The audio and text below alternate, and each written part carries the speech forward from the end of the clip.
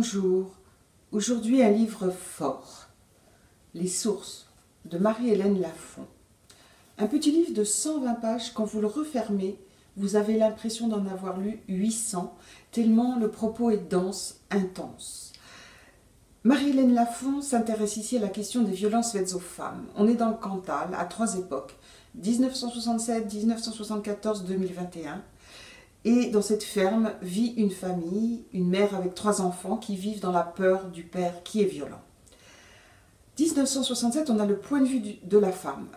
Elle est bien sûr atteinte dans son intégrité physique, mais aussi profondément atteinte dans son intégrité morale et psychique.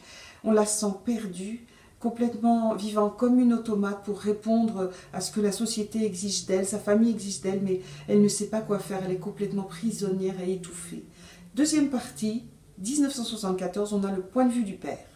Et ça, c'est vraiment une des forces du livre qui apporte beaucoup de nuances au récit, qui montre que rien n'est simple. Évidemment, entrer dans la psychologie du père n'excuse en rien ses comportements, mais on comprend sa logique, on comprend combien lui aussi est prisonnier d'un certain nombre de conditionnements de la société qui font qu'il ne trouve pas d'autre solution, lui qui n'aime pas sa femme, que de la frapper. Et puis on a 2021, c'est le roman qui s'ouvre un petit peu sur un peu de lumière, comme une sorte de libération avec la fille qui vient fermer la maison qui a été tout simplement vendue. On a comme ça une espèce d'apaisement à la fin du livre, qui est un récit quand même assez dur et qui vous prend au ventre.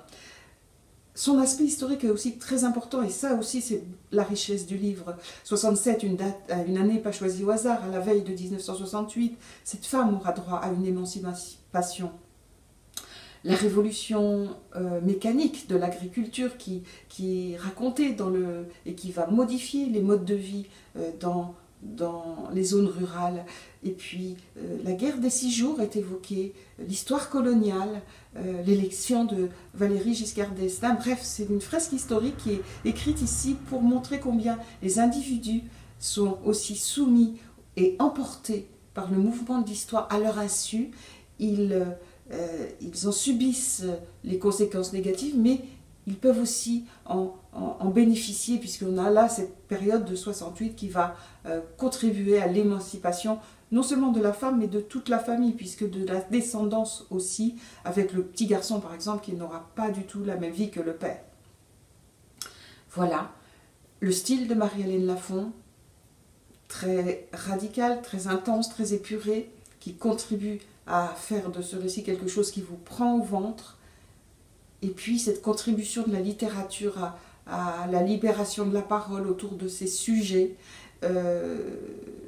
cette littérature qui permet de raconter l'inavouable, d'avouer ce qui a été trop longtemps considéré comme inavouable, et en l'écrivant, c'est aussi une façon de s'en libérer et de s'en défendre.